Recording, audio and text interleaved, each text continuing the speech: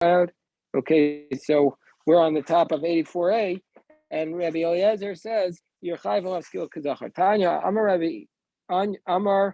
Rabbi Kishalachti Lamod Torah. Itzel Rabbi Eliezer ben Shmuel Chaver Chibru Alai Talmidav Ketana Goem Shal Beis Bukya. So Rabbi said that when I went to study Torah by Rabbi Eliezer ben Shmuel, Chavru Alai Talmidav, his students all gathered around me like the roosters of Beis Bukya. Meaning to say they wouldn't let, just like chickens and roosters all gather around each other and they press each other, so too these students were all throwing questions against me like Beis Bukya. And he only allowed me to learn, he didn't allow me to learn one, they only allowed me to learn one thing from our teachings. And what was that thing? Rabbi Eliezer says, androgynous skill kazacher. And androgynous, that if you are with a male, you're liable for stoning like a male. Okay, so now we go to the next chapter, Parak Chi, and Hadron Alacha Aral. We will return to this very, very powerful chapter called Ha'aral. So now comes the next Mishnah. It says the Mishnah, Yesh mutaras l'balei, and there are some women who are permitted to be with their husbands, v'asurasli of man. But even though they're permitted to be with their husbands, they're prohibited to be with their yavam.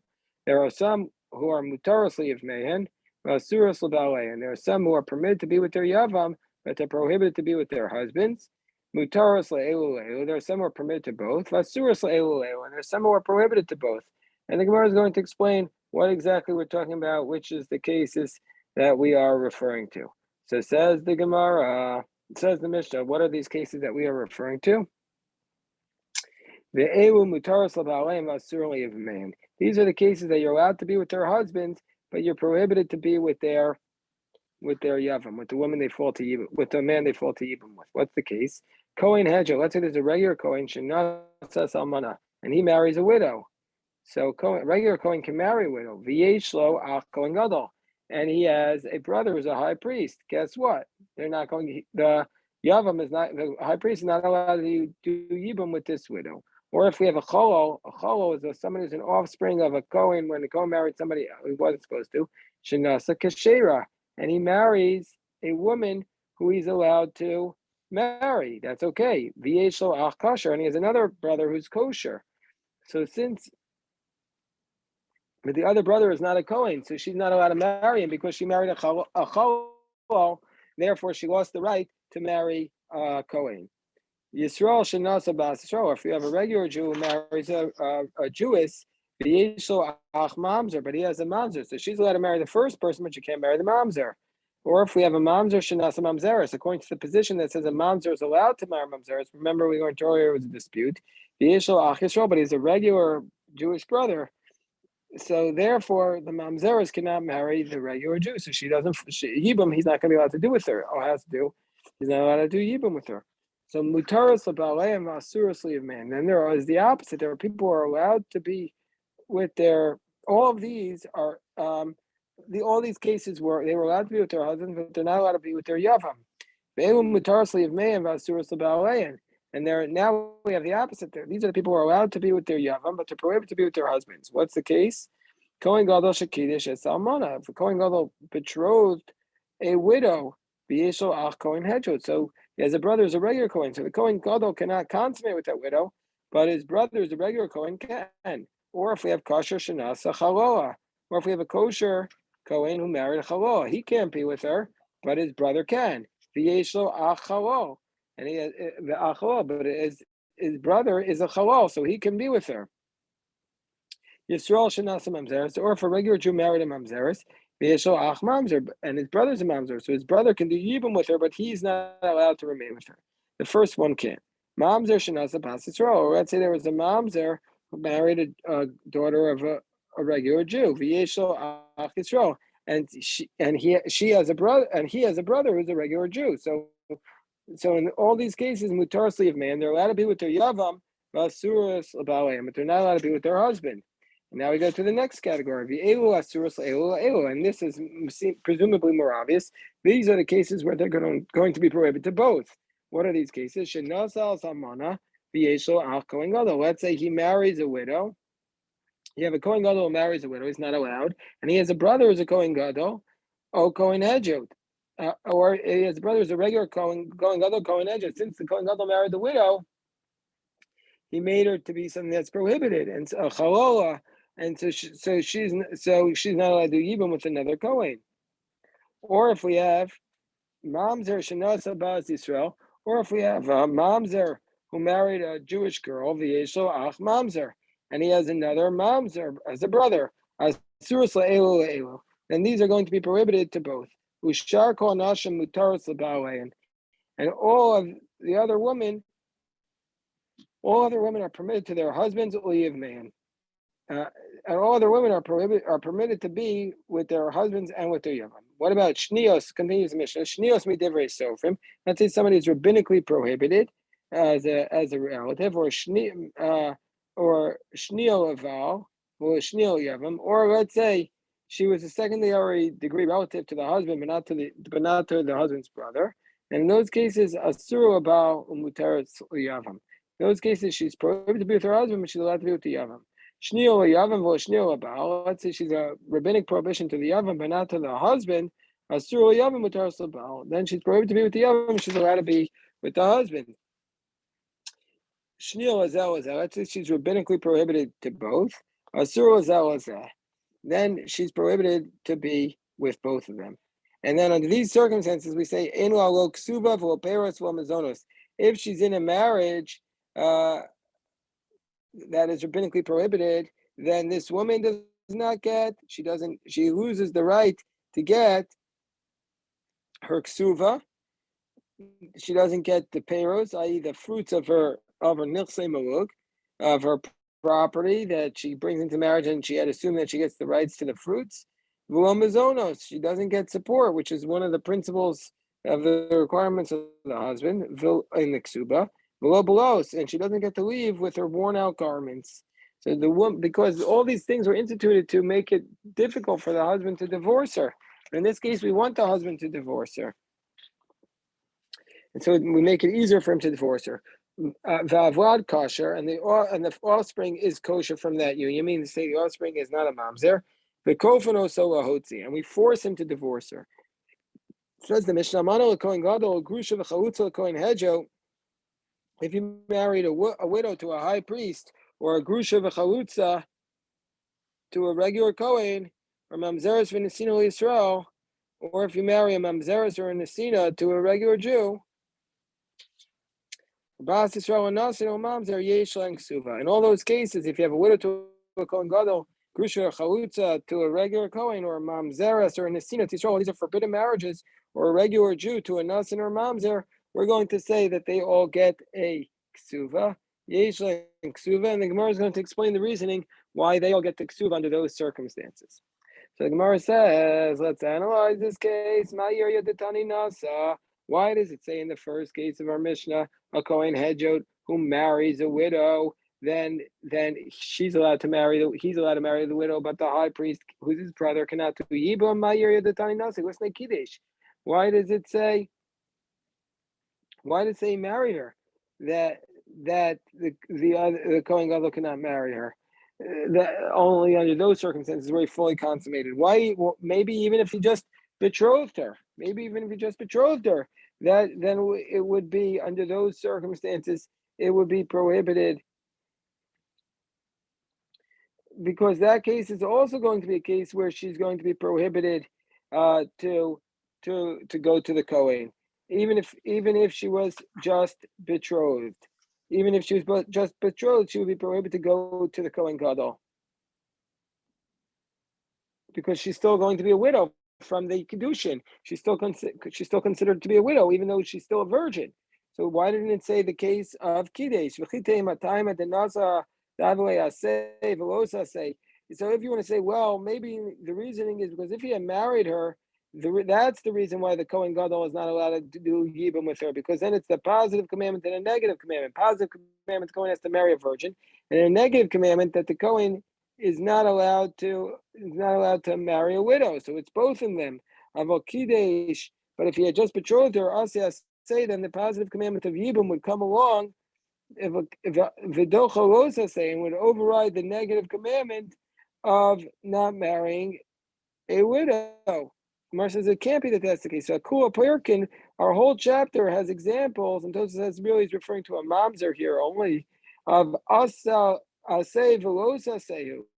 Throughout our whole chapter, it's positive commandments and the negative commandment. Positive commandment of doing yibum versus the negative commandment of, let's say, a mamzer. And we never say that the positive commandment overrides the negative commandment. So therefore, what's the reason why it says Kohen Hedget Shinasa Salmana? So the Gemara said no. The only reason why it mentions it is because in the later case in our Mishnah, one of the later cases, Mishum Kabayla Mr. Seifa, Kohen Gadol Shinasa Salmana, that where a Kohen Gadol marries a widow, then she cannot marry the Kohen Gadol's brother. And there it specifically marries Dafka Nasa the Shevich Halal, because specifically he made her a Halal by consummating the marriage. Aval Kiddush, but in that case, if he just betrothed her, she can marry his brother, the Sharia, because she's not a Halala. So therefore, Tani Nami Rishon Nasa. So therefore, in the first clause, it also says Nasa. Where it says, but wait, so from the fact that you're saying it says Kohen Gadol who married Shenasa, because of the concluding clause where it needs to say Kohen Gadol who marries is disqualified. Well, if that's the case, why should it look to the last case in the Mishnah? Listening Mishum Tziyasa, there's a closer case. And the closer case says Kohen Gadol Shakidesh Esamana, V'yesho Ach Kohen Hedjot. It says where Kohen Gadol betroths a regular Kohen, a widow, and he has a Kohen Hedjot as a brother. And there, the brother is allowed to do yibum with her. So the Gemara says, El Mishum Bas Bukta the Kabbalim Isne. So because of the Bas Bukta is the neighbor, because of the case on its side, the neighboring case, the Kabbalim Isne. He wants to talk about the neighboring case. What's the neighboring case? Chol Shanasak Sher. There, he wants to talk about the neighboring case where a Halal, a Kohen who was disqualified, and therefore is a Halal who marries a Kshera, marries a woman who was a Kshera, and he is going to disqualify those cases where she's allowed to marry him, but if he has a kosher brother or as a Kohen, then the brother cannot marry her. So since we want to do that case, Taima Dinasya the Shavich Halala, the reason why the kosher Kohen brother can't marry her is because she fully married her the Halal Aval Kiddush Shariole. But if he had just betrothed her, she would be permitted to marry the brother, and so therefore Nasa. That's why our case says that if he marries her, because it's next to it's Bar Bukta, which is Bar Bukta, is the case of the Halal needs to marry, who married a Kshira, that the kosher brother is going to be disqualified from Yibam from marrying her because she's disqualified. So the Gemara says, "My area the katani amano is nebesua." Why does it need to say that the Kohen Gadol, the Kohen Hedjed who marries a widow, and he has a brother as a Kohen Gadol, that's the case where the husbands are permitted, but the brother is prohibited? Why does it say that case? It should have just said besua. Even if a regular Kohen married a virgin, his brother is the Kohen Gadol, he would be prohibited to her, because the virgin becomes a widow after they get married. And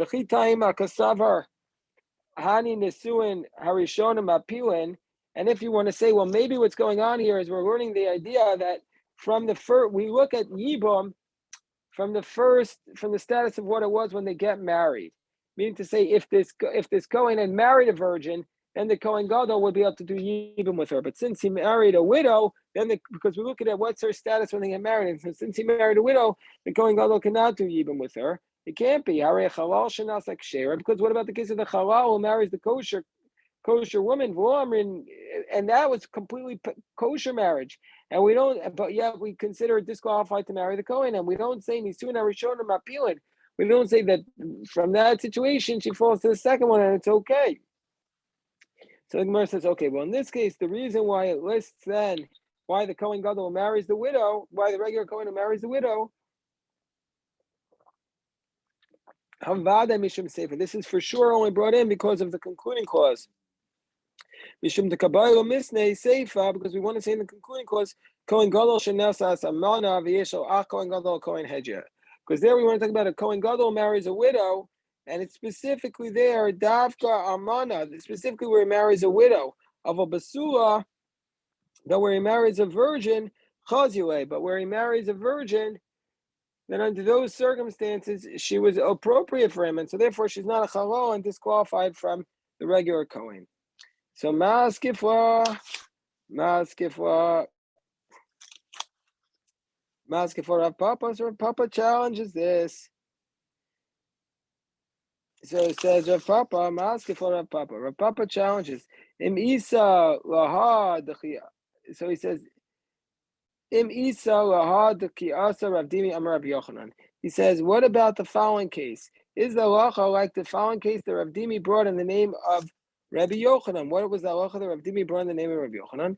Mitri Sheni Shenasa Mitzvah Rishona. Let's say you have a second generation marrying a Egyptian. We know that Egyptian is not allowed to marry in the third generation. So let's say we have a second generation Egyptian who married a first generation Egyptian.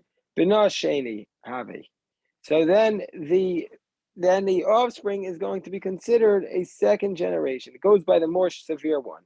Listening Nami, and so therefore, if the halacha is like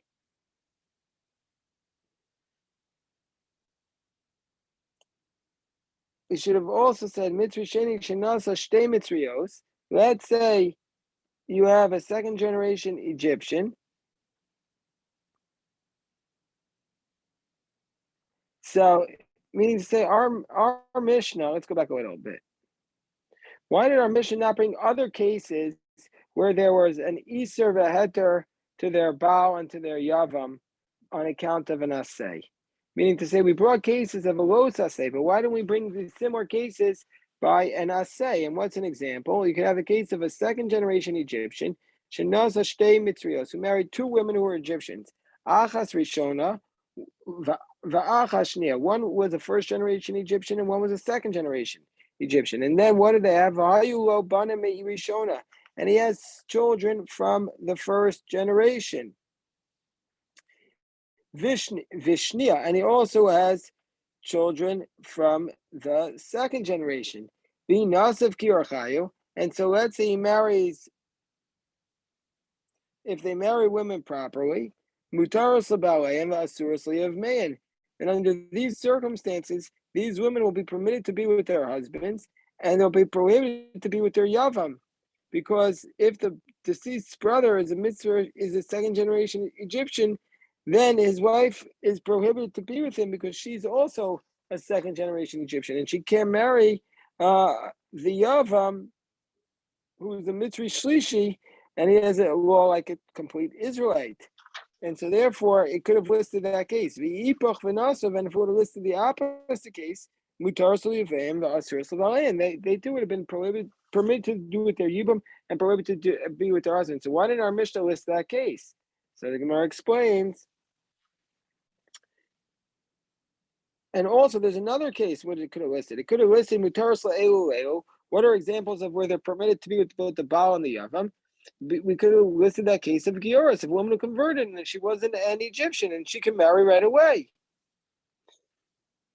And the Gioris, even though she's not Egyptian, the Gioris would be permitted to marry into the community. So you can marry an Egyptian. The Gioris can marry an Egyptian. And furthermore, could have listed the case when it says they're prohibited to both. Why don't list the case of the Ionis? It's a very simple question. It could have listed the case of an Ionis. So let's say she would be Yisraelis. Let's say this Ionis is a prohibited woman who marries an Egyptian, and when her husband dies, she's prohibited to do Yibum because she's prohibited to her husband because he's a Mitzri, and she's also prohibited on her Yabam because she's in an Ionis who's in a Surah to do Yibum. So why did Rav Dimi, why didn't he learn these cases? So the Gemara says, well, they're included, but ton of a shear. The Tana left out other cases. If the Tana's list was exhaustive, fine, but the Tana's list was not exhaustive. That's why I left out these cases. So the Gemara asks, well, which cases did it leave out? My shir, da shir. So the Gemara says, shir petzua daka. Left out the case of a petzua daka, a person with the crushed testicles, who's not allowed to marry into the community. And so that's the case left out. The Gemara says, ibishum petzua daka. If the case of petzua daka was what it left out, lav shiura. That's not considered like it left something out. Because the circumstances of the Petzua Daka are included in other prohibitions of the Tana. And so the Tana doesn't need to explain all those cases of the prohibitions, but the Mitzri Sheni who married two Mitzrios, one was a Sheni, one was a Rishon, that's a positive commandment. So therefore it should not have been left out. Gemara says, and Atu Chayav Lava Milo Katani Vado Katani. So the Gemara says, well, by Chayav Lavin repeats it again and again and again. Vakatani Kohen Gadol Shenasel Manan Chalol Shenasak Shira. So we see that the Tana writes many different examples of Chayav Lavin. It doesn't just do one example. And so therefore, the fact that I left out this is a question. So the Gemara says, no. Ahud, it's strictly Lashmina because of Rav Yehuda. No, Amar Rav. The reason why I list those cases is because he wants to teach us the teaching of Rav Yehuda Amar Rav that if she has a kosher brother, she's going to be permitted to be with her husband and prohibited to be with the Yava. And also taught this circumstance in the case where the Chayav Elav was a Yisrael who married a Bas Yisrael, and he has a brother who's a Mamzer, that she's also going to be prohibited. So all this case was teaching us unique laws. And so therefore,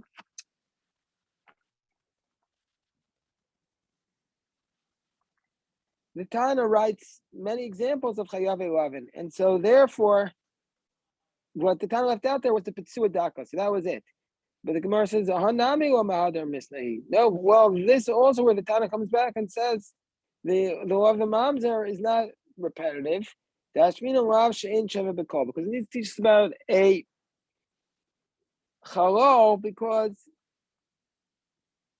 the Isser of Chalol is said only to the Kohanim and not to Yisrael. Kamash Malon, Lava Shava B'Kol. And it's teaching us the law of Lav HaShava B'Kol, that if it relates to everybody, it's still also going to be, she's going to be permitted to the Yavam.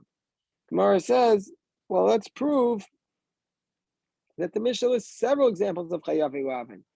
So what is it? Hakatani Yisrael Shenasam Mamzeres, Yisrael Ach Yisrael. Let's say there's an Israelite married to Mamzeres, and she has a brother from Yisrael, and under these, and also a Mamzer Shenasam Mamzeres, Yisrael Ach Yisrael. That under these two circumstances, there are prohibitions that are not equal to everybody, and the Tana repeats his words. And he brings different circumstances of the Chayav Elavin. So we see from here, Rav Shmamina Tana Vashir. We see that the Tana has left out prohibitions, not exclusive list, and therefore he didn't leave Petzua Daka. And from that fact, we say that this supports what Rav Dimi said, that the Tana left out also the Mitzri Sheni and Shtei Mitzrayos. Meaning to say the Tana's list is not exhaustive. From the fact that he left out Petzua Daka, he also left out for that same reason. Okay, we'll stop here, and we'll do this stuff at noon today, and at 9 a.m. tomorrow, and then noon on Tuesday. God willing, we'll keep doing the dafs. We'll keep doing it. All right, we'll stop here for today. Anybody have any questions? Isn't there, Shmuel? Yeah. Isn't there a problem though? Because the Mishnah specifically says, "B'shar kol hanashim," right? That all other women are permitted. So if it didn't have that phrase in, you could make these arguments. But since it says these are the ones that are that is it. You're right about that phrase. But I think that phrase means not all other women that are not included. But yeah, it's a very good point. I agree with you. I don't have an answer, but I agree with you. All right, we'll stop here. I'll see everybody at noon, God willing. All righty, take care. Sure. Thank you.